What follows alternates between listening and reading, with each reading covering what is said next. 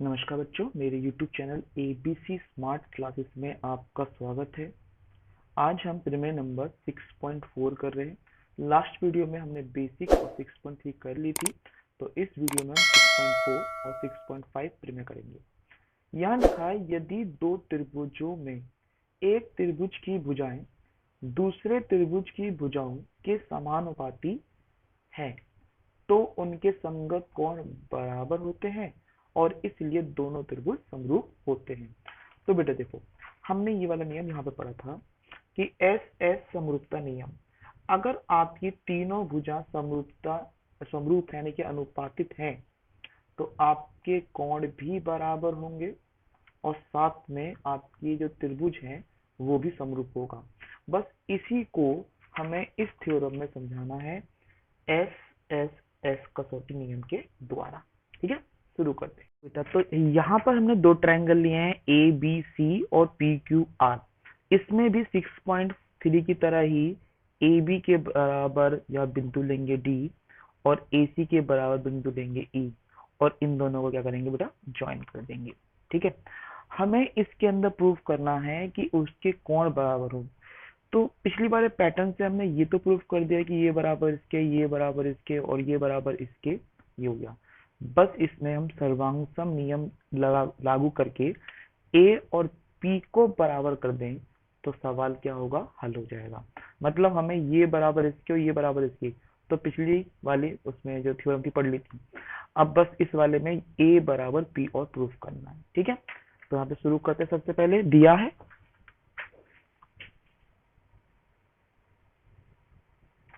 बेटा दिया क्या है, त्रिभुज ए बी सी और त्रिभुज पी क्यू आर में उनकी भुजाएं दूसरी भुजाओं के समानुपातित है। मतलब ए बी बटे में पी क्यू बराबर बी सी बटे में क्यू आर बराबर ए सी बटे में पी आर गिवन है।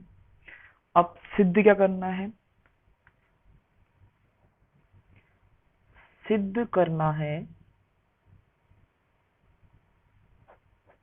कि एंगल ए बराबर तो एंगल पी के हो, एंगल बी बराबर एंगल क्यू के हो और एंगल सी बराबर एंगल आर के हो।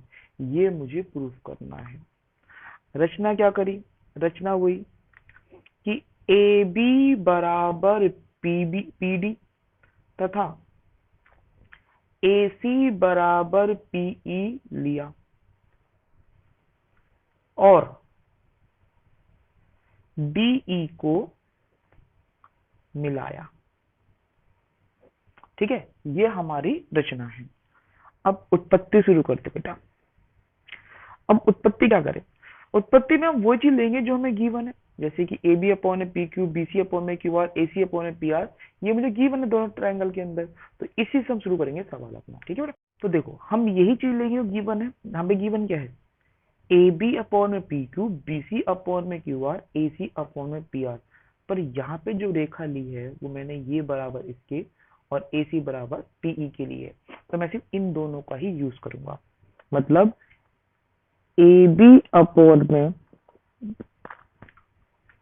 पी क्यू बराबर ए सी अपॉन में पी आर, ये मुझे यहाँ पे गिवन है। ठीक है ना,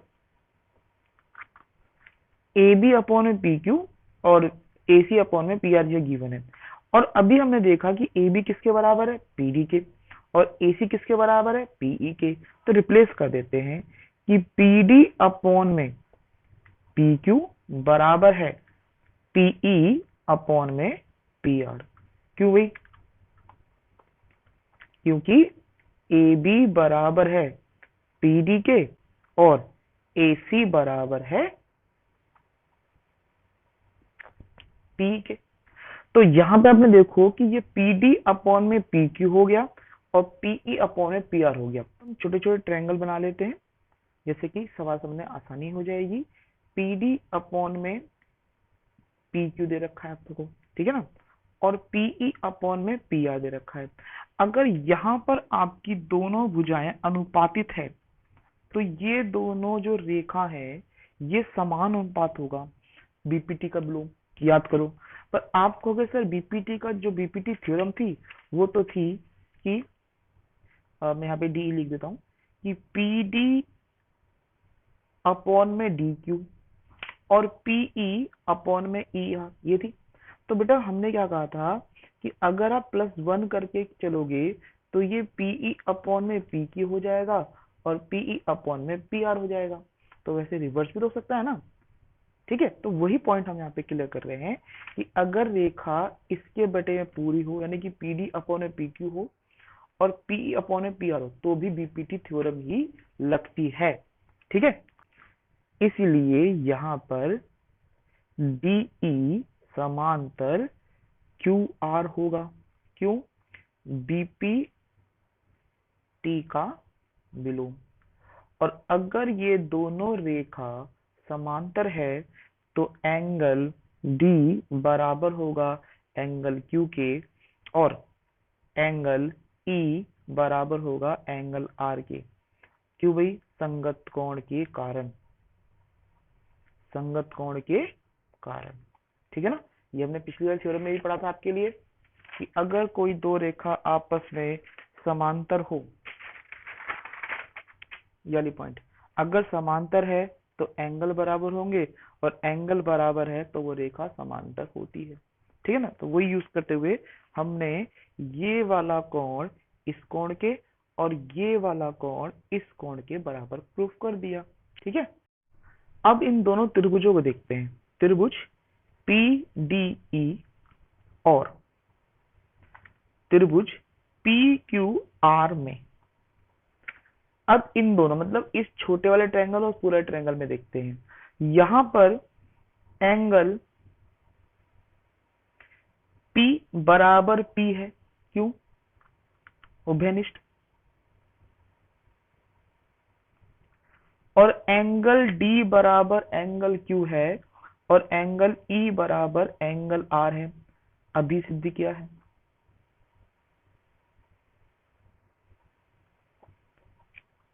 क्या ना ऊपर वाला देखो ये दोनों, इसीलिए ट्रायंगल PDE समरूप है ट्रायंगल PQR के। एंगल एंगल एंगल समानुपाती की कसौटी, ठीक है ना। तो ये दोनों ट्रायंगल हमने समरूप भी कर दिए। जब मैंने ट्रायंगल PDE को समरूप कर दिया ट्रायंगल PQR के, तो वहां पे क्या होगा? इनकी भुजा अनुपातित हो जाएगी। मतलब इस वाले पैटर्न में देखें, तीनों भुजा क्या होगी? अनुपातित। तो वो होगी PD बटे में PQ बराबर DE बटे में QR बराबर PE बटे में PR,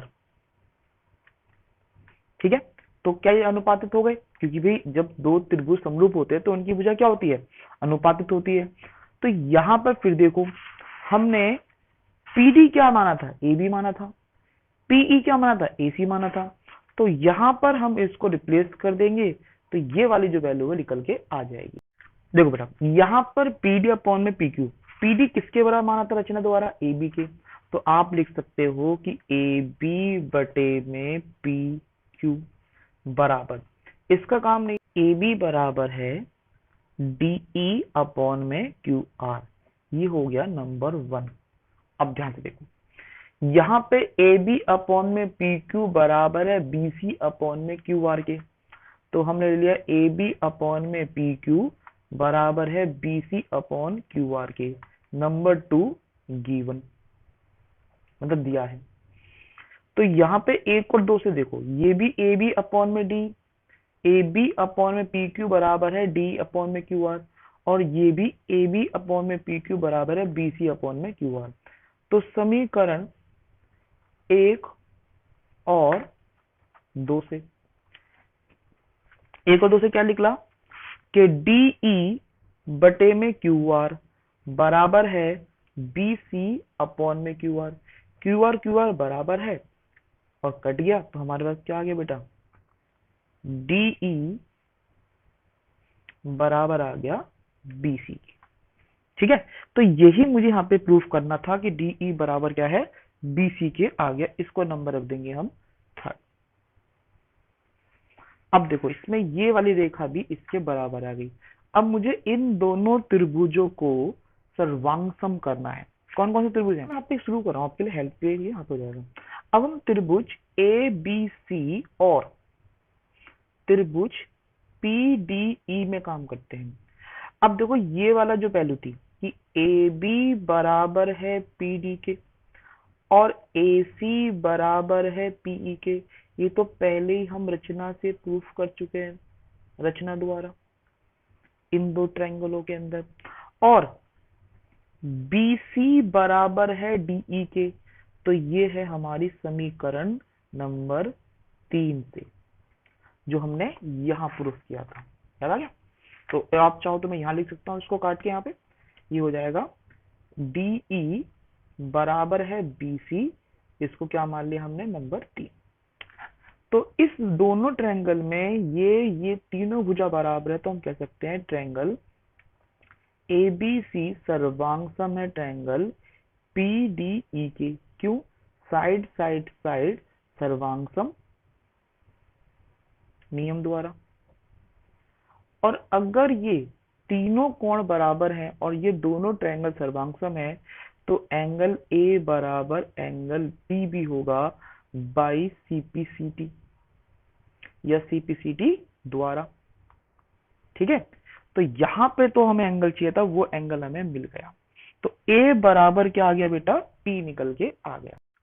और एंगल B बराबर होगा एंगल D के, और एंगल C बराबर होगा एंगल E के।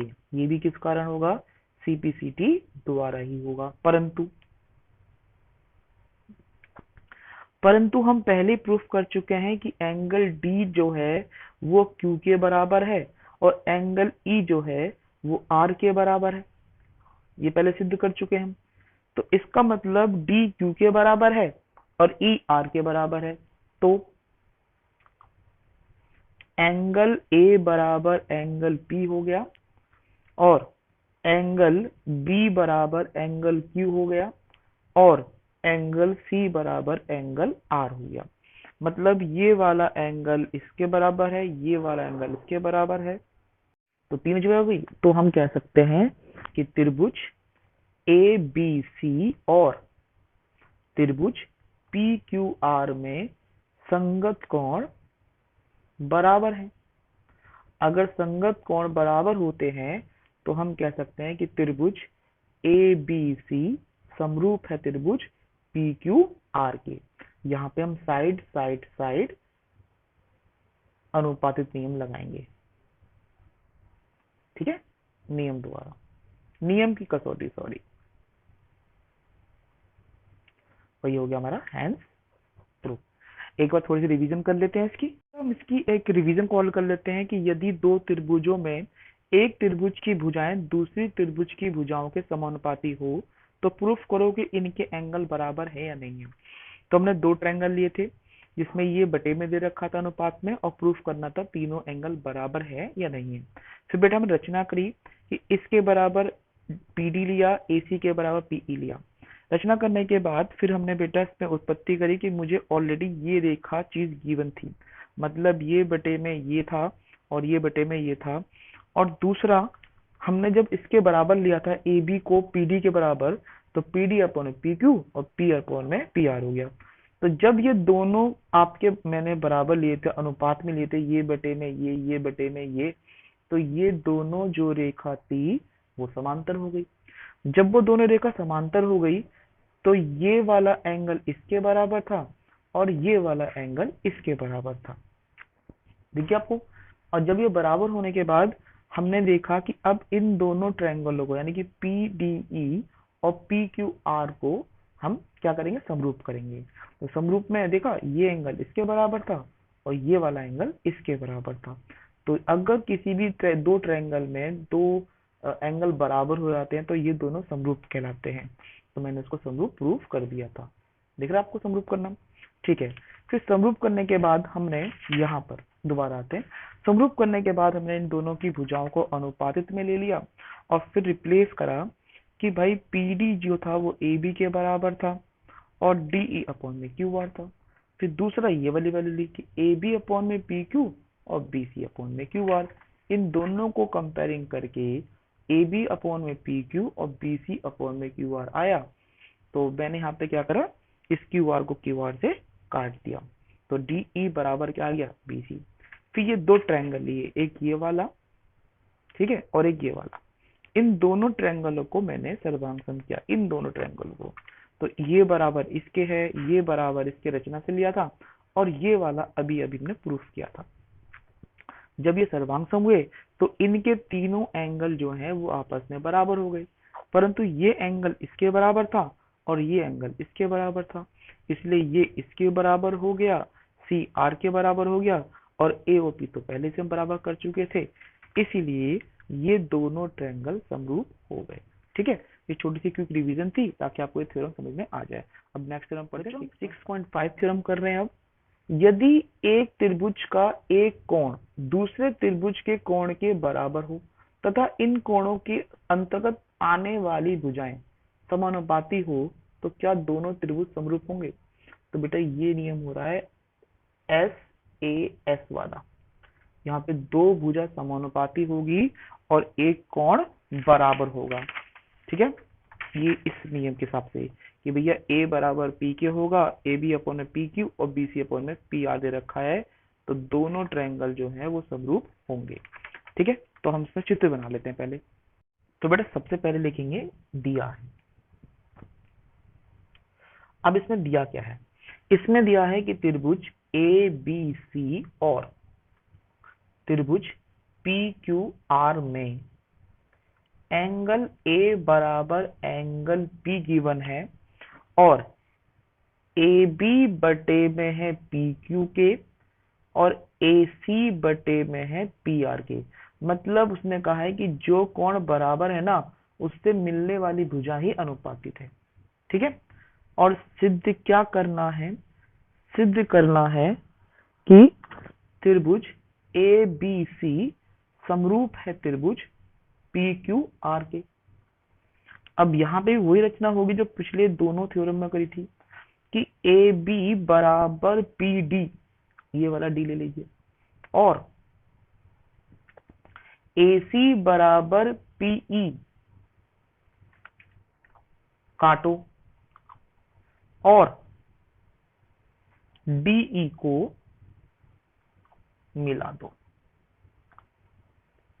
ठीक है, ये बेटा इसकी रचना है, उसने कहा है कि डीई को मिला दो, तो हमने डीई को क्या करा, मिला दिया।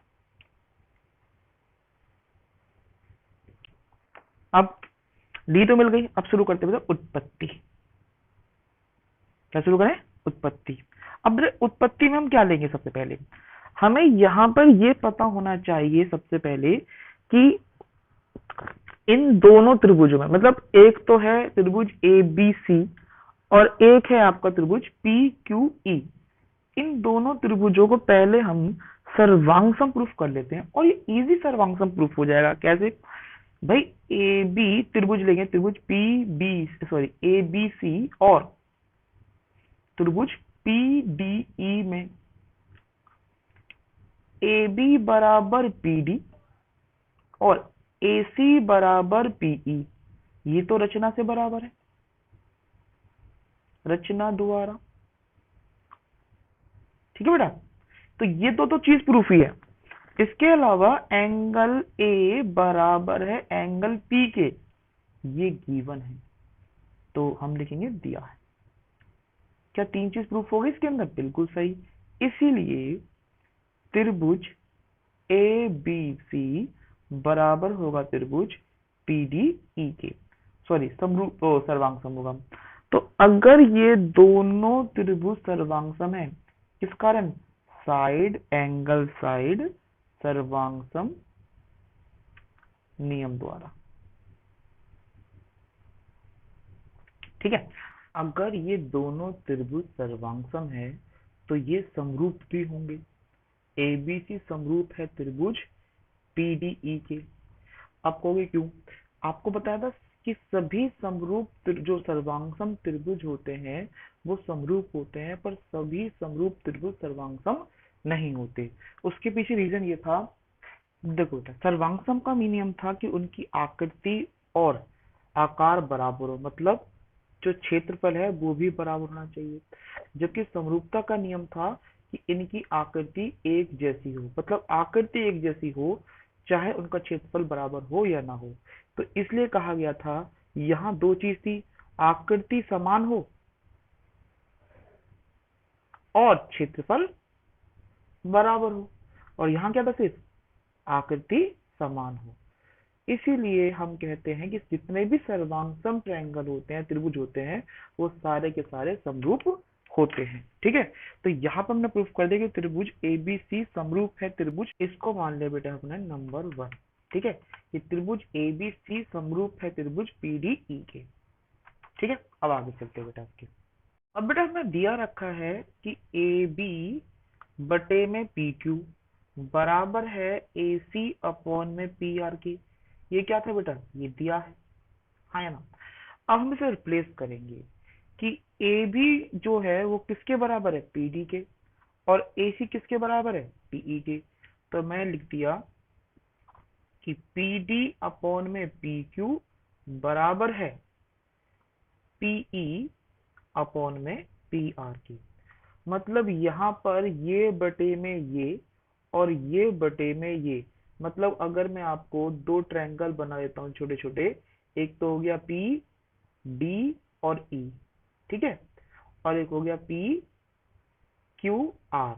तो वो कह रहा है पी डी बटे में पी क्यू है और पीई बटे में पी आर है। तो इसका मतलब ये हुआ कि जब ये बटे में ये और ये बटे में ये पूरी की पूरी रेखा, तो हम कह सकते हैं कि डीई समांतर है क्यू आर के, किस लिए, बीपीटी का विलोम। ओके, अगर ये समांतर है तो हम कह सकते हैं कि एंगल डी बराबर तो एंगल क्यू होगा और एंगल ई बराबर एंगल आर होगा, संगत कोण के कारण। ठीक है, अब ये दो ट्रायंगल है हमने क्या कहा, बराबर कर दिए। अब हम इन दोनों ट्रायंगलों को देखेंगे, कौन कौन से ट्रायंगल, कि वो समरूप है या नहीं है। त्रिभुज पीडीई और त्रिभुज पी क्यू आर में एंगल डी बराबर एंगल क्यू है, एंगल ई बराबर एंगल आर है। ठीक है, ये दोनों बराबर थे आपको कि डी तो ई के बराबर है और ये वाला ई जो आर के बराबर है, और एंगल पी बराबर है एंगल पी के, क्यों, उभयनिष्ठ। और ये दोनों बराबर क्या है, ये भी ऊपर सिद्ध किया है।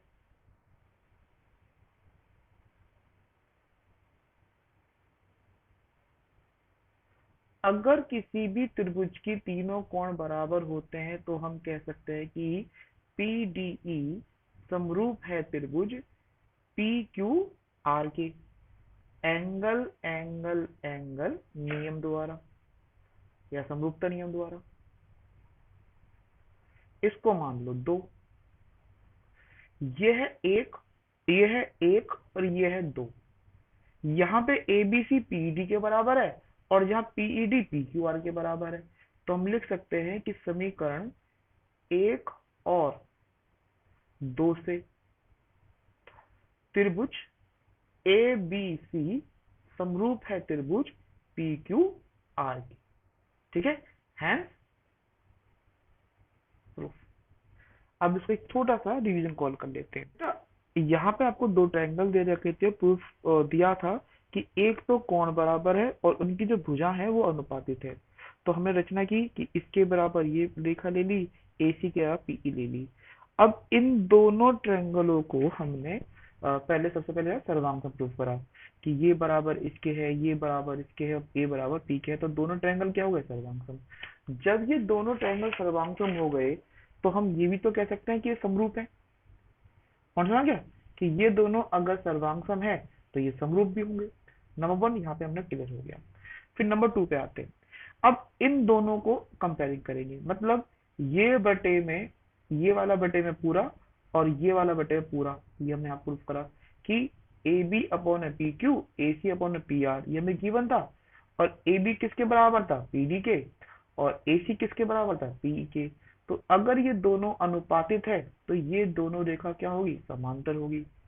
ठीक है, अब ये समांतर प्रूफ हो गई, तो इसका मतलब ये एंगल इसके बराबर हो गया और ये एंगल इसके बराबर हो गया। अब क्या करा हमने, ये ट्रायंगल यानी कि पीडीई और पीक्यूआर को समरूप करा। समरूप कैसे करा कि ये वाला एंगल इसके बराबर है, ये वाला एंगल इसके बराबर है, और ये वाला एंगल तो उभयनिष्ठ था ही। तो यहाँ पे जब तीनों एंगल बराबर हो गए तो ये दोनों ट्रायंगल क्या हो गए, समरूप हो गए ए के कारण। अब यहाँ पर ए बी सी समरूप था पीडीई के, और यहाँ पीडीई समरूप था पी क्यू आर के। तो पीडीई पे गया तो क्या बचा, ए बी सी समरूप है पी क्यू आर के। ठीक है बेटा, तो ये आपकी दो थ्योरम थी, 6.4 और 6.5, और 6.3 हमने लास्ट वीडियो में डाल रखी थी। कोई थ्योरम समझ में आई तो प्लीज वीडियो को लाइक करें, शेयर करें, और हाँ पहली बार अगर मेरे चैनल पर है तो सब्सक्राइब करना ना भूलें। ठीक है बेटा, ये थ्योरम जो है वो इंपॉर्टेंट है इसलिए मैंने करा दी। आई होप आपको ये समझ में आई होगी। बाय।